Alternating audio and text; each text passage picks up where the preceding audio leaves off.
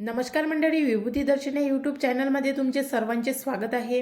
मार्गशीर्ष महिना कधी सुरू होणार आहे, किती तारखेला सुरू होणार आहे आणि कधीपर्यंत राहणार आहे, तसेच मार्गशीर्ष महिन्यामध्ये काय करावे आणि काय करू नये आणि मार्गशीर्ष महिन्यामध्ये महालक्ष्मीचे पूजन, महालक्ष्मी व्रत किंवा महालक्ष्मी व्रतासंबंधीची जी संपूर्ण माहिती आहे तुम्हाला आजच्या व्हिडिओमध्ये सांगणार आहे. त्यामुळे व्हिडिओ शेवटपर्यंत बघा आणि महालक्ष्मी व्रतासंबंधी किंवा मार्गशीर्ष महिन्याच्या गुरुवारच्या व्रतासंबंधी तुम्हाला जर काही प्रश्न असेल तर ते तुम्ही मला कमेंट्स करून विचारू शकता. आणि विभूती दर्शन या यूट्यूब चॅनलवर जर तुम्ही नवीन आहात तर चॅनलला नक्की सबस्क्राईब करा आणि व्हिडिओला लाईक करा. चला तर व्हिडिओला सुरुवात करू. मंडळी, ज्याप्रमाणे आपण श्रावण महिन्याचे नियम, श्रावण महिन्यातील पूजा अर्चा आणि श्रावण महिन्यामध्ये अतिशय पावित्र्य पाळतो, त्याचप्रमाणे मार्गशीर्ष महिना आहे. मार्गशीर्ष महिन्यामध्ये सुद्धा महालक्ष्मीचे पूजन केले जाते.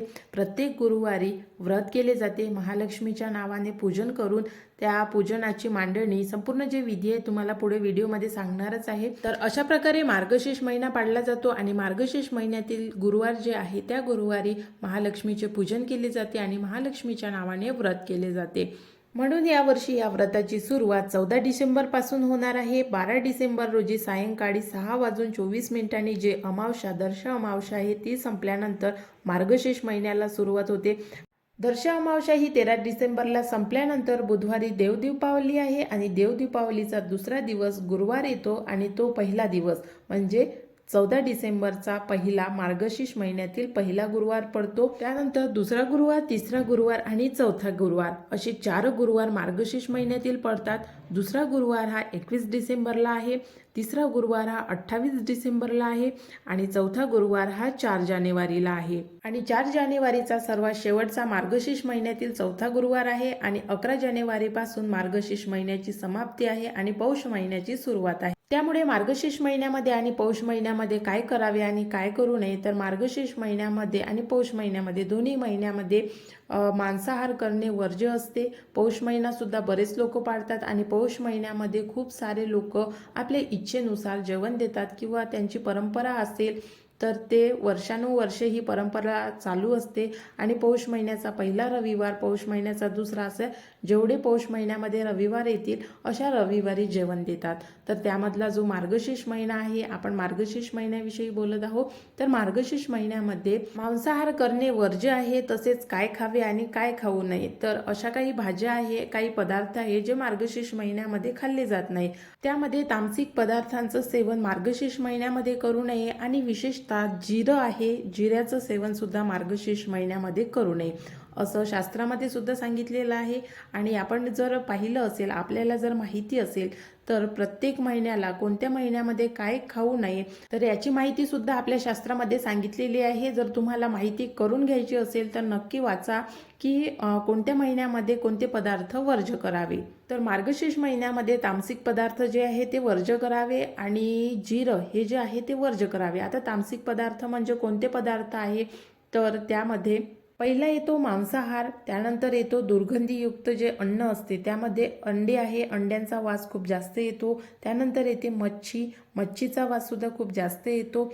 आणि त्यानंतर शिळे अन्न, यांचं सुद्धा मार्गशीर्ष महिन्यामध्ये काय तर शिळ्या अन्नाचा 12ही महिने आपण वापर करू नये. आणि हे जे तामसिक पदार्थ आहे, या तामसिक पदार्थांचं सेवन मार्गशीर्ष महिन्यामध्ये विशेषतः करू नये असं शास्त्रामध्ये सांगितलेलं आहे. त्यामुळे हे जे पदार्थ आहे ते मार्गशीर्ष महिन्यामध्ये अवश्य टाळावे. तर सात्विक पदार्थांचं सेवन मार्गशीर्ष महिन्यामध्ये अवश्य करावं. यामध्ये दूध, फळे, शहद हे जे अन्न आहे हे सात्विक अन्न आहे. त्यामुळे हे अन्न मार्गशीर्ष महिन्यामध्ये अवश्य ग्रहण करावं. आणि कोणते पदार्थ खाऊ नये, तर नूडल्स, पिझ्झा, बर्गर हे जे पदार्थ आहे हे सुद्धा खाऊ नये. तर हे मार्गशीर्ष महिन्यामध्ये कोणते पदार्थ खावे आणि कोणते पदार्थ खाऊ नये आणि मार्गशीर्ष महिन्यातील गुरुवारी किंवा संपूर्ण मार्गशीर्ष महिनाभर कोणते नियम पाळावेत आणि काय करावं, पूजा अर्चा कशा करावी. तर मार्गशीर्ष महिना हा आपल्याला माहीत आहे, हा मराठी महिन्यातील 9वा महिना आहे आणि या 9व्या महिन्याला मार्गशीर्ष महिना म्हणतात. तसेच या मार्गशीर्ष महिन्याच्या प्रत्येक गुरुवारी, मग या मार्गशीर्ष महिन्यामध्ये 4 गुरुवार असो किंवा 5 गुरुवार असो, या महिन्यामध्ये प्रत्येक सवाशीण, कुमारिका तसेच मुलं आणि पुरुष हे सुद्धा मार्गशीर्ष महिन्यामध्ये महालक्ष्मीचे व्रत करू शकतात. आणि या महालक्ष्मीच्या व्रताला वैभव लक्ष्मी व्रत किंवा महालक्ष्मीचे व्रत म्हणतात. या व्रतामुळे आपल्या सांसारिक जीवनात तसेच कुटुंबामध्ये समाधान, शांती, ऐश्वर्य मिळते आणि देवीला प्रार्थना केल्यामुळे आपली इच्छा सुद्धा पूर्ण होते.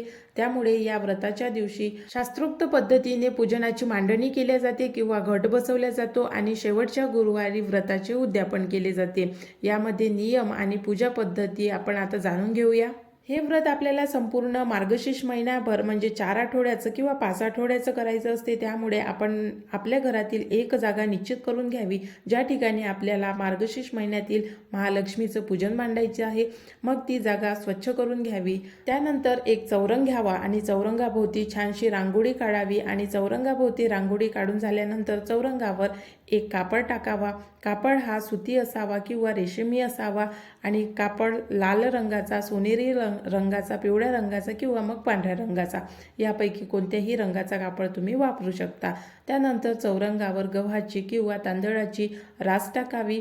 बरेच लोक पूजनासाठी मार्गशीर्ष महिन्यातील गुरुवारच्या पूजनासाठी माता लक्ष्मीचा मुखोटा विकत आणतात. मार्केटमध्ये माता लक्ष्मीचे छान छान मुखोटे विकत मिळतात आणि जर तुम्हाला इच्छा असेल तर तुम्ही विकत आणावे. आणि जर आपल्याला वाटत असेल की आपल्या घरीच मूर्ती किंवा फोटो असल्यानंतर कशाला आणावा, तर मग आपल्या घरातील मूर्ती किंवा फोटो पूजनामध्ये ठेवावा आणि आपण जो पूजनामध्ये नारळ ठेवतो त्या नारळालाच मातेचं रूप म्हणून त्या नारळाला सजवावं आणि जसं आपण देवीचा शृंगार करतो त्याप्रमाणे त्या नारळाला देवीचं प्रतीक म्हणून पूजावं. त्यानंतर जो चौरंग आपण ठेवलेला आहे आणि त्यावर जी रास टाकलेली आहे त्या राशीवर आपल्याला एक कलश स्थापित करायचा आहे. कलशामध्ये आंब्याची पाने किंवा मग विड्याची पाने ठेवावी आणि त्यावर नारळ ठेवावा आणि त्या नारळाला लक्ष्मीचं रूप म्हणून सजवावं आणि त्याचं पूजन करावं.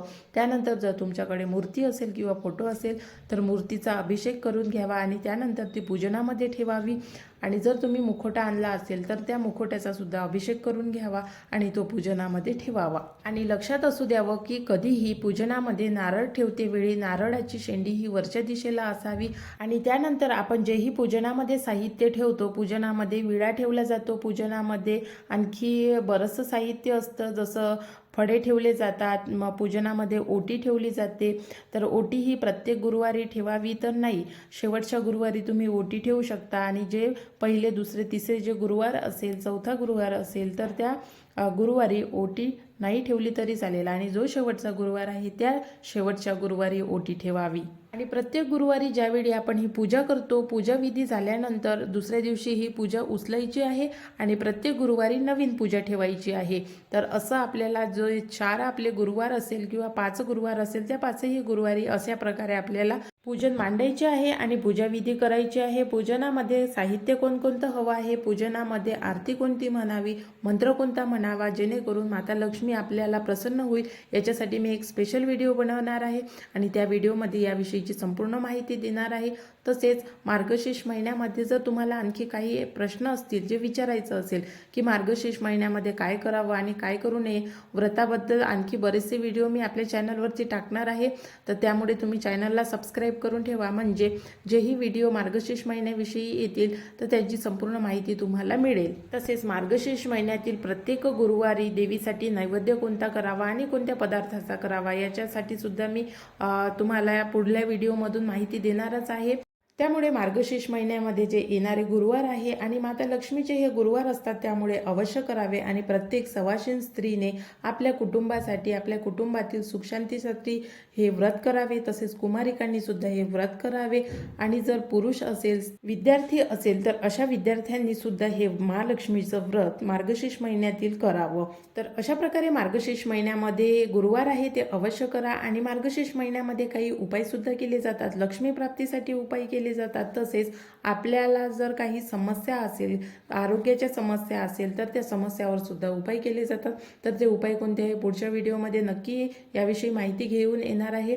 तर आशा करते तुम्हाला आजचा व्हिडिओ आवडला असेल. जर तुम्ही व्हिडिओ पूर्ण बघितला असेल तर चॅनलला सबस्क्राईब करा आणि बेल आयकनला प्रेस करा. बेल आयकनला प्रेस केल्यामुळे व्हिडिओचे नोटिफिकेशन तुम्हाला सर्वात आधी मिळते. आणि जर तुम्हाला व्हिडिओमध्ये जर काही प्रश्न असेल तर ते कमेंट्स करून विचारा.